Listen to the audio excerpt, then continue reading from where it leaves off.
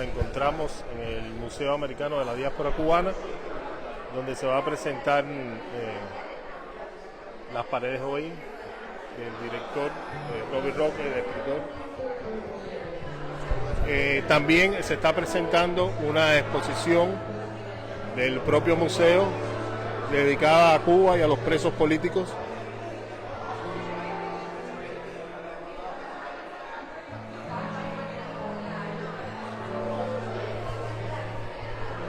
La exposición, como ven, aquí está la presentación de Las paredes hoy y ¿cómo está? Ahorita vengo ahora por ti. Déjame darle una vuelta al museo para tener una parte.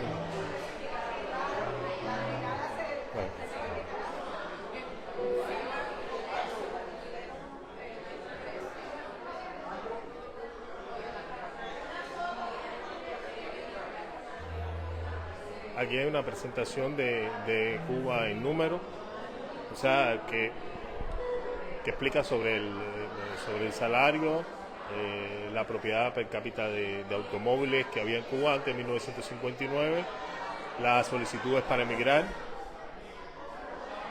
lo tenemos, habla sobre la propiedad privada, la libertad de expresión, la cantidad de médicos y la clasificación de Cuba según el Producto Interno Bruto, que aquí informa que estaba por debajo del 64%.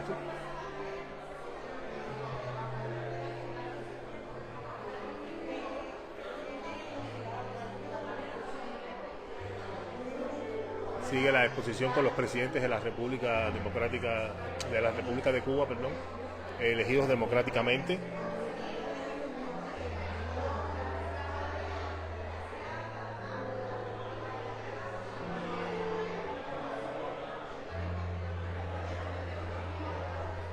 También informa sobre se expone sobre los firmantes de la Constitución de 1940.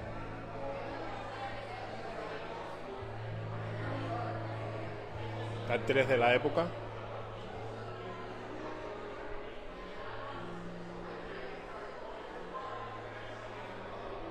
Y la llegada del movimiento 26 de julio, el movimiento 30 de noviembre, del directorio estudiantil, hace un recuento sobre estos movimientos que lucharon contra Fulgencio Batista.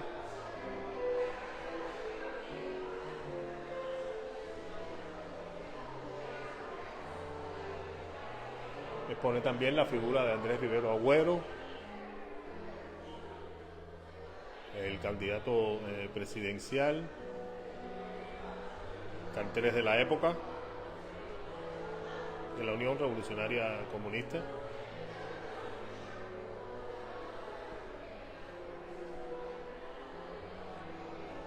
Testimonio, y aquí es una de las partes más impresionantes que la gente, que los visitantes cuando salen de esta exposición salen narrando sus impresiones sobre este espacio que vamos ahora a entrar en él.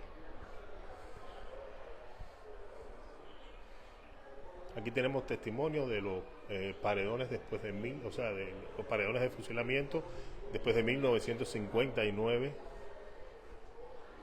cuando Fidel Castro tomó el poder.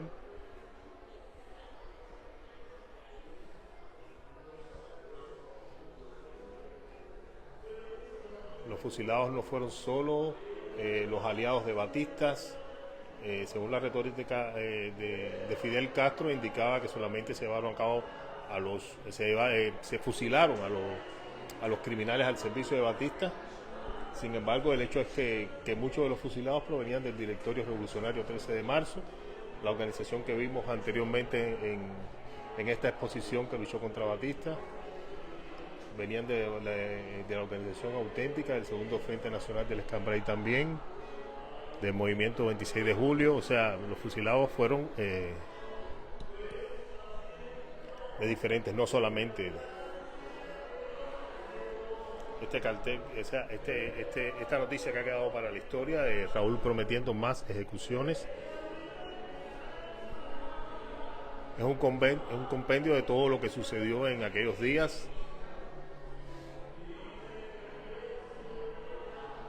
En cuanto a la represión y la ejecución de todos los que se comenzaron a oponer aquel día, al inicio de la revolución, a Fidel Castro, por darse cuenta que era comunista. Usted, perdone, visitante, está llorando, se siente sensible. Claro, me duele, porque sigue pasando. Eso no es historia, esto es vida real del día de hoy. Yo soy nicaragüense, por gracia de Dios, pero llevo a Cuba en mi corazón, porque de Cuba nació el cáncer que hoy ha tomado a mi país y se ha esparcido por toda Latinoamérica, lamentablemente.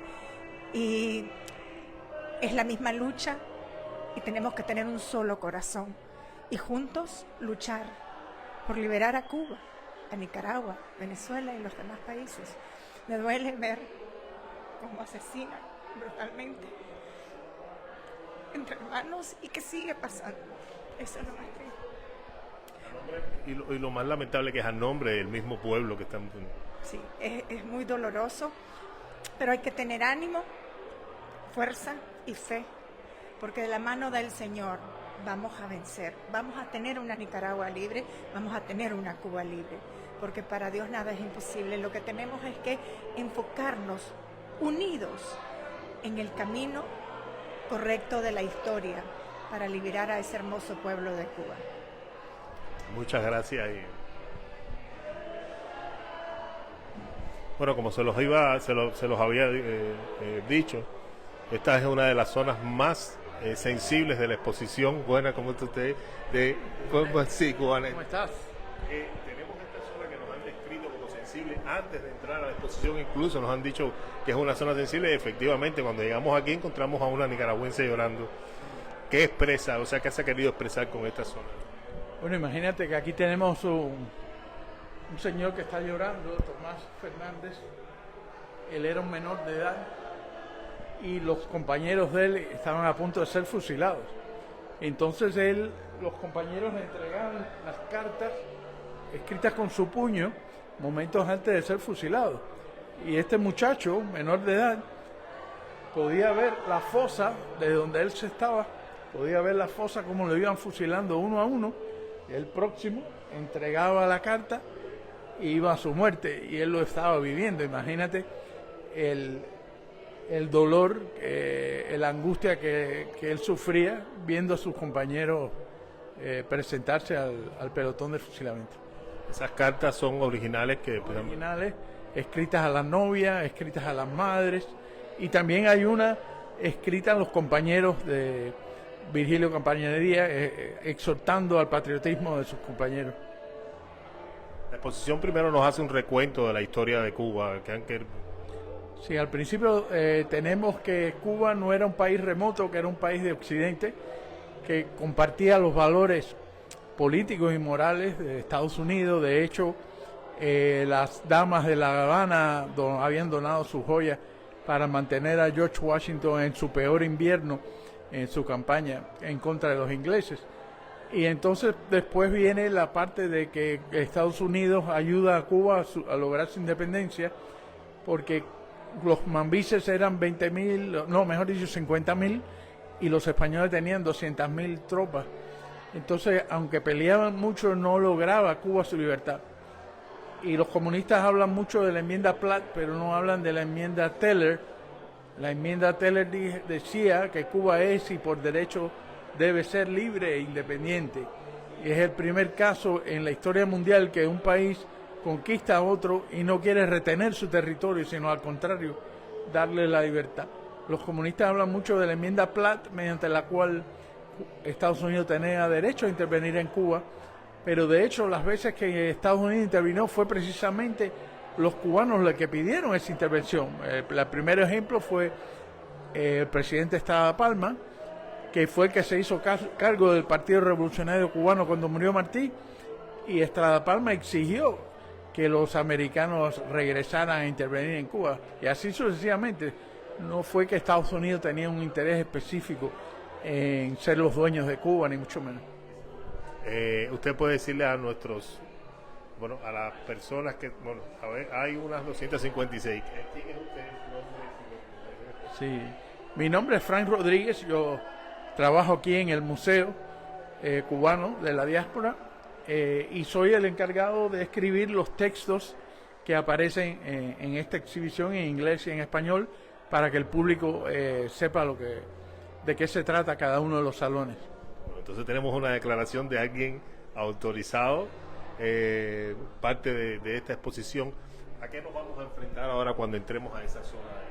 Sí, bueno, aquí hay una línea de tiempo que muestra lo rápidamente que en menos de 4 años ya Cuba era comunista, porque el totalitarismo avanzaba muy rápidamente, le quitaron las propiedades a la gente, le intervinieron las escuelas, intervinieron las iglesias y fue muy sucesivo todo, no había tiempo ni para reaccionar.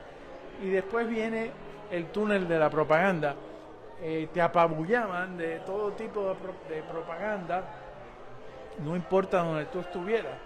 Al principio tenemos aquí que Fidel Castro decía que él no era comunista y en la otra pantalla diciendo que siempre lo había sido. Entonces ya ahora aquí cuando se consolida el régimen, entonces el pueblo está totalmente sumergido. Es como un túnel de la propaganda. De la propaganda. Sí, que muestra que no había forma de salvarse. Donde quiera que tú miraras. Sí, es un bombardeo que uno entra aquí y tiene la sensación de que le está cayendo encima. Literalmente te está cayendo encima, no hay receso en el trabajo, te fastidian, en la escuela, en todo, de forma tal que no había ya prensa libre, no había forma de expresarse. Entonces aquí viene la historia de que hay un sistema mediante el cual desde el niño hay un dossier que te hacen en la escuela y van sabiendo si tú estás acorde con el régimen o no. Y para estudiar sociología, economía, cualquier ciencia sociales, tú tenías que ser partidario del régimen. Pero si eras testigo de Jehová o homosexual, cualquier otra categoría, tenías que ir a las unidades militares de apoyo a la producción, UMAP, que eran en realidad es un eufemismo para un campo de concentración que la gente tenía que ir a trabajar arduamente la agricultura, y muchos se suicidaron o muchos también se mutilaron con tal de escaparse de ahí, y personas muy renombradas como el futuro cardenal Palomino, no, ¿cómo era? Jaime Ortega, Jaime Ortega y Palomino. Ajá. Terminó aquí Reinaldo Arenas, mucha gente famosa terminaban ahí porque no tenían un buen expediente. Hasta el propio Silvio Rodríguez que está aquí con... Aquí hay normalmente hay una proyección de Fidel Castro en Rusia y aquí atrás es el estado policíaco, los comités de defensa te están escuchando, te pueden estar grabando y entonces ya aquí se instaura, además de la propaganda, el que ellos saben todo lo que está pasando y por cualquier cosa el comité de defensa te puede alertar a la policía y de pronto puedes perder tu trabajo, puedes perder tu libertad. Esto es como especie de una cortina roja que el visitante cuando entra aquí a este salón ve la cortina roja, pero detrás de la cortina roja está la escucha y una máquina de escribir para expresar informes, nombres, listados de nombres, teléfonos, grabadoras y bueno, lo que acaba de explicar. Aquí viene que la evidencia de que el exilio sí peleó, que se dice que si los exiliados todos abandonaron su país, pero aquí están los comandos G, los comandos Omega, el Alfa 66, la Brigada de Asalto 2506, y aquí como Osmani Cienfuegos metió a los brigadistas en una rastra y 9 de ellos que aparecen aquí perecieron. Cuando llegaron a La Habana ya estaban muertos y muchísimos otros sofocados totalmente por el calor y la falta de oxígeno, y como él fue responsable, el hermano de Camilo Cienfuegos fue el responsable de lo que aquí llamamos el carnicero de la rastra. Aquí también demuestra cómo solamente 1.200 brigadistas se enfrentaron a 20.000 milicianos y cómo el plan original era poderse alzar en el Escambray, y el presidente Kennedy lo cambió y los mandó a un pantano donde las posibilidades de la victoria eran mucho menor, además de que quitó la cobertura aérea y no permitió más refuerzos y demás, y por eso fracasa la invasión de Bahía de Cochinos. Aquí entramos ya en Alfa 66, como la había mencionado, que es la organización más renombrada, y aquí el Miami Medical Team, que son cubanos que se pagan todos sus gastos, han ido a Afganistán, han ido al terremoto de Haití, lo más famoso a los recontras y los contras en la frontera Nicaragua-Honduras, y establecían hospitales de campaña completo, todo pagado por ellos, sin cobrar un centavo. Se pagan su avión, se pagan su estancia, pagan sus instrumentos, y todavía hoy en día, después de tantos años, todavía están en pie. Sí. Una verdadera ayuda, o sea, asistencia médica, no a cambio de nada. Se demuestra que no solo era el exilio, sino que dentro de Cuba había alzados, y había alzados en todas las provincias. Incluso en el Escambray, hicieron la limpia de Escambray, llevaron a los campesinos a Camagüey o a Pinar del Río, los famosos pueblos andinos, para que no pudieran apoyar a los guerrilleros. Y aquí tenemos un homenaje a las mujeres cubanas, que muchas de ellas fueron presas políticas. Y por aquí, bueno, a Agapito el Guapo y todos los que se alzaron no solo en las montañas, sino también en los llanos. Y aquí le hemos dedicado un espacio especial a este señor que fue herido muchísimas veces y que perdió a sus hermanos. La mayoría de sus hermanos cayeron en el campo de batalla. Aquí a Tony Cuesta, que perdió la vista y perdió una mano y siguió combatiendo. Y este es un caso muy sui generis, un pantera negro que escribió un libro porque secuestró un avión a Cuba, cayó preso en Cuba, se convirtió en anticomunista y al salir se unió a los comandos L. Y aquí tenemos el Santiago Álvarez, que hasta hoy en día sigue siendo un líder del exilio. Desde muy joven era capitán de embarcación y participó en muchísimas infiltraciones. O sea que el exilio cubano nunca se ha rendido, de mucho menos. Y aquí tenemos el caso de Luis Posada Carriles, que lo acusan de ser el que tuvo que ver con la explosión del avión de Cubana en Barbados. Sin embargo, aquí tenemos la declaración del Mono Morales, que fue él el que hizo ese sabotaje.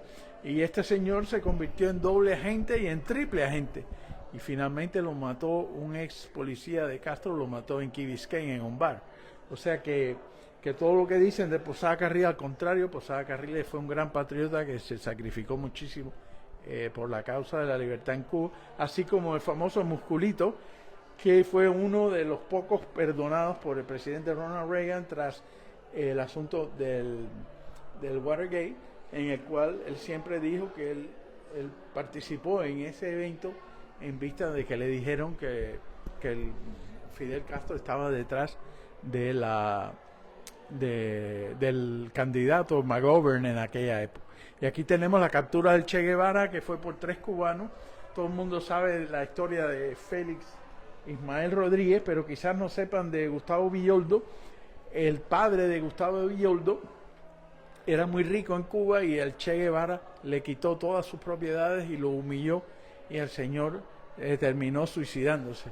Y entonces su hijo, Gustavo Villoldo, se dedicó el resto de tu vida a la captura del Che Guevara y lo logró. Era el jefe de los cubanos que participaron en la captura del Che Guevara en Bolivia. Aquí tenemos la cárcel. Esta es una típica celda femenina, las celdas de las mujeres. Esto es una réplica de las películas Plantados. Impresionante. Plantados y Plantadas. Y esa era la calidad de las colchonetas que tenían y la forma en que tenían que pasar largos años de prisión, como la reciente Cari Roque, que murió recientemente. Esta sería la celda. Y la clásica litera de 3 pisos que es parte del hacinamiento que hay en la... Entremos a la celda, bastante impresionante. Uy. El baño dentro de la misma celda.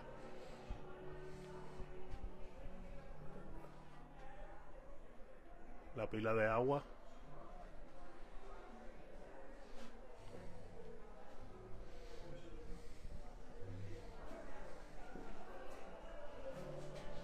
Este es el himno a la montaña que El himno de los presos plantados. aquí tenemos una gaveta que es una celda de castigo. Si es de ancho nada más, yo casi no quepo aquí. Bueno, de hecho no quepo. Había 3 hombres de pie y uno en el piso. Eran 4 hombres aquí. Se tenía que rotar el que estaba en el piso con los demás, y no hay baño, ni hueco, ni nada. Todas las necesidades tenían que soltarlas hacia el pasillo y se iban acumulando, desde luego. Esta es una celda de castigo que podían permanecer días o semanas en ella. Y esta es la famosa celda tapiada. En la celda tapiada no había luz.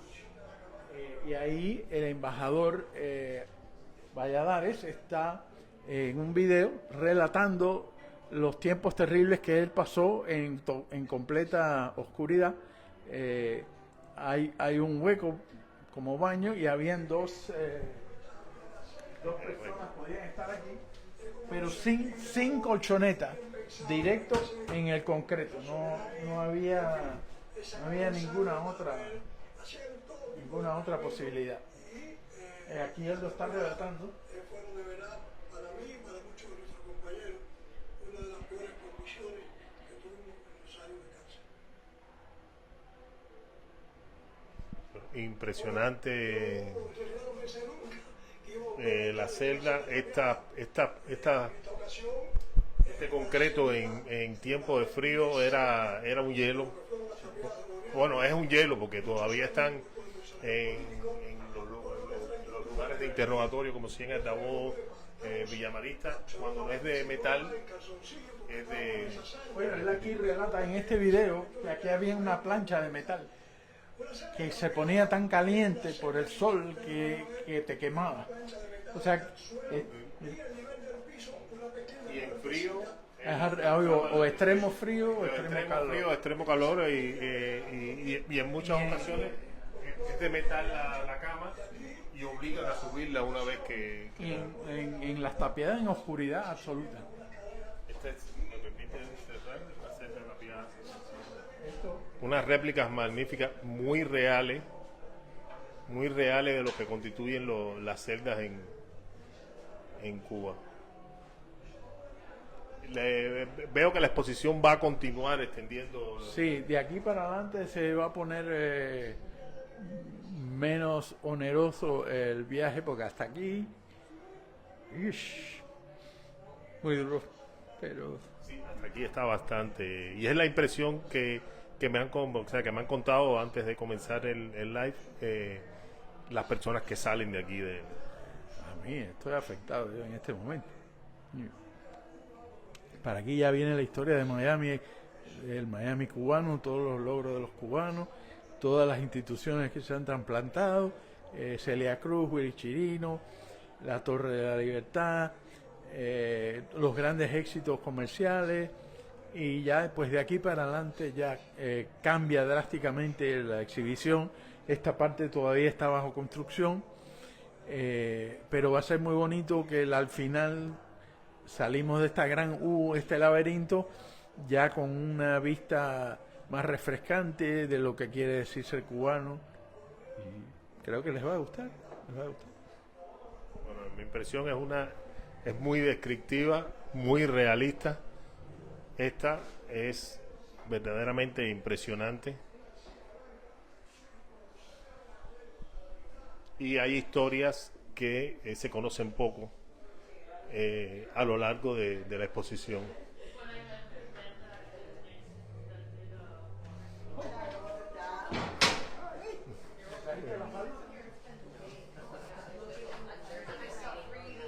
somos libres. Mira las celdas.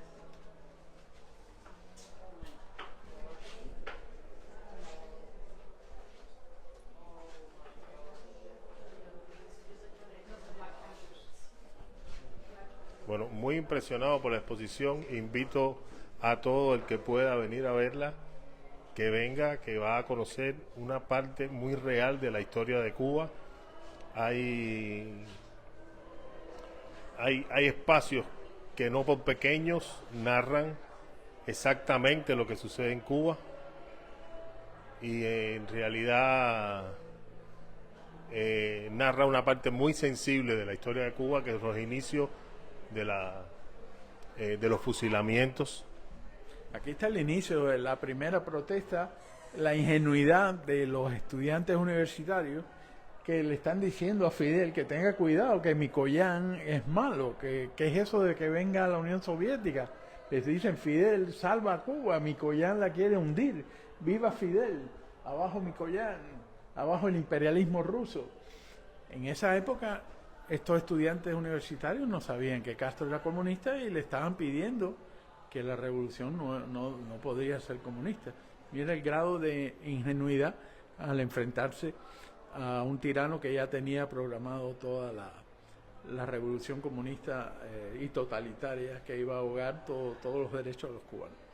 Y arriba ahora hay una obra de teatro que tiene mucho que ver con esta exhibición, pues tiene que estar situada en el año 1962, durante la crisis de los misiles, y se trata de la familia cubana, lo que estaba pasando en ese momento, cuando algunos eran revolucionarios y otros no, y ya empezaba a recrudecerse el terror de Estado en contra de los ciudadanos en Cuba. Es una obra muy emotiva también, que las personas salen de la exhibición y entonces participan en la obra, y después hay una terraza donde se reúnen con los actores, pueden conversar sobre todo lo que han visto durante el día de hoy, y hay ron y hay tabaco, y se pasa muy bien porque todo el mundo está teniendo como un resumen emocional de todo lo que han visto en el día de hoy, acudiendo a la exposición y a la obra que se llama Las paredes oyen, en vista de que, como vimos aquí, el Estado ya se había hecho cargo de que nada se podía mover en Cuba sin que ellos lo supieran. ¿Hasta qué tiempo va a estar la exposición aquí en el Museo Americano de la Diáspora? La exposición es permanente. La obra de teatro todo el mes de octubre, y si hay más interés, hasta que se seque el malecón estará la obra. Bueno, muchísimas gracias y felicitaciones por una exposición tan expresiva. Gracias a ti. Es lamentable que parte de la expresión que tiene y parte de la información sensibilice a los visitantes, pero bueno, esa es la historia que tenemos que contar. Eso es lo que nos ha tocado vivir. Bueno, muchísimas gracias y nos vemos. Te quiero regalar un libro. Sí. Que es esta misma exposición. Bueno, espérame. Sí, voy a esperarlo para ir poniendo la exposición.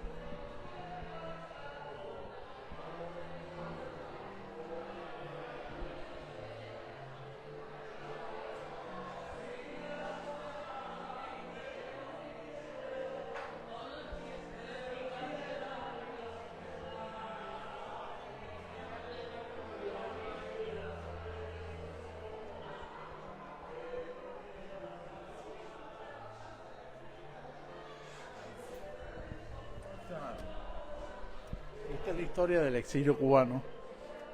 800 páginas, 70 años. La primera parte cubre cómo era Miami antes y después de los cubanos. 3 capítulos de Bahía de Cochino, todo lo que pasó en 70 años. Y la parte de atrás, quién es quién en Miami, de dónde salió Sedano, de dónde salió el Café Versalles, con los educadores cubanos más famosos, los científicos más renombrados, los empresarios más renombrados, los ingenieros más renombrados, los abogados más renombrados. Esta es la historia completa, 70 años de exilio, existe en inglés y en español, y el que quiera saber, entender el Miami de hoy o la Cuba de hoy, en este libro lo puede obtener, lo puede comprar en Amazon. Es una enciclopedia del exilio cubano. Sí, yo hice 5 capítulos aquí y bueno, muchos de los autores, son 31 escritores, 5 años de trabajo. Muchísimas gracias. Te lo voy a obsequiar con mucho gusto. Muchísimas gracias. Muchas gracias a usted. Esto es la enciclopedia del exilio. Así mismo. Y aquí tenemos al director. Bueno, ¿cómo está? Vamos a pasar. Perdón. Muchísimas gracias. ¿Cómo estamos? Estamos aquí otra vez. Venimos y antes de la obra estamos Cogiendo. Sí, es bastante sensible la gente. Ahorita entrevisté a una nicaragüense que estaba llorando ahí. Bueno, él me entrevistó y otra vez. Ya. Muy doloroso. Difícil. Bueno. Oye, me tienes que mandar las cosas, ¿no? Yo no he visto los... No. ¿No tienes mi contacto? No, creo que no me lo dice. Bueno, ahora voy lo voy a coger. Oye, podríamos tener, bueno, ya de todas maneras tenemos cómo le ha ido a la obra en la exposición. Un éxito. En estos días de inicio. Un éxito, men. La verdad que nosotros estamos súper emocionados con la mano de gente que han venido a apoyarnos aquí. Creemos que esto tiene potencial para hacerlo por mucho tiempo. Sí, eso me estaba explicando, que la obra se va a quedar mientras el público pues, lo compra boletos. ¿Podríamos tener acceso a alguno a los actores del elenco o están ellos ya en... A lo mejor después. Ahora están ellos preparándose para la cosa. Pero sí, a lo mejor después puedes encontrarte con Susana Pérez y hablar con ella o Héctor Medina. Vamos a ver. A lo mejor están muy cansados, pero bueno. Claro. Pero hay que tratar de No te preocupes y felicitaciones entonces otra vez una vez Gracias, más gracias. por la obra y por el testimonio que está brindando la obra, que es un testimonio real de...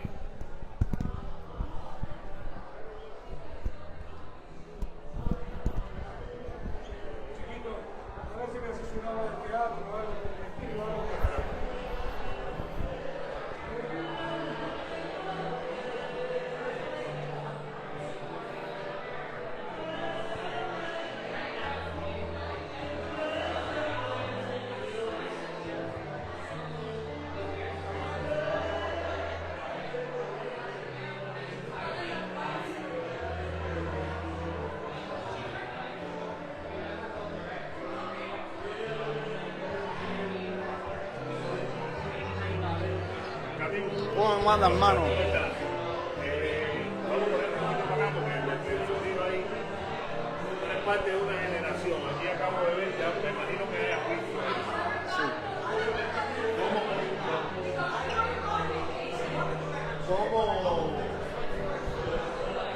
ves la historia de Cuba como un preso político de la actualidad? O sea, y nada, la parte de la historia de Cuba en esta exposición. César, yo quedé impresionado cuando entré aquí al museo por primera vez, sobre todo por el apego a la verdad con que están tratando con que han logrado exponer lo que hemos sufrido presos políticos y de distintas generaciones en Cuba, y sobre todo la generación esa más lastimada, más agredida, que fue la de los años iniciales del desastre comunista en Cuba, que para mí es un honor incluso, por ejemplo, en un día como hoy poder compartir con Ignacio Cuesta Valle, con Pichi, siendo un preso político recientemente escarcelado. Yo, en mi condición de miembro de esta generación de presos políticos que nos hemos enfrentado al comunismo y demás, y sobre todo poder compartir con él, que fue de los primeros lastimados por el comunismo en Cuba. Yo, la pregunta exacta que me hace es cómo veo... No, a ver, te voy a hacer otra. Ahí hay unas celdas que Valladares estuvo en la celda y las está narrando. ¿Cómo las compararía con las actuales? César, yo estaba ahora mismo, antes de encontrarme contigo, iba para allá a grabar un TikTok para subirlo a mis redes. Idéntico. Las características. Tú estuviste preso y sabes que es idéntico. ¿Viste las literas de 3? Eso mismo le decía yo a él que expresan el hacinamiento que hay en las prisas. Exacto, ¿no? Y ahí hay la tapiada esa que hay ahí, que es como una, tú sabes, simulación a la celda tapiada, con el turco, como se le dice a ese tipo de baño. Idéntico, hermano. Es una cosa súper impresionante. De hecho, yo iba para ir de nuevo ahora porque me revivió, tú sabes, me tocó fibras ahí que todavía están bien, digamos, heridas que no han sanado todavía. Bueno, muchas gracias, estamos en contacto. Gracias, Cuídate. hermano.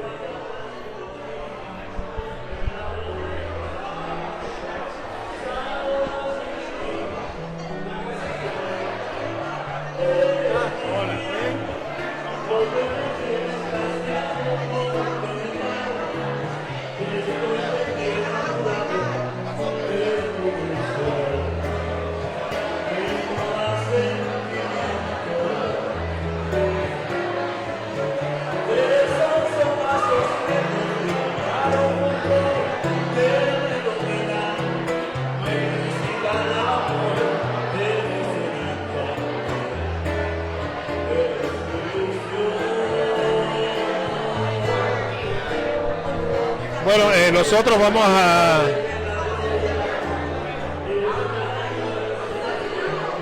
dejar de transmitir por el momento hasta que podamos entrevistar a los actores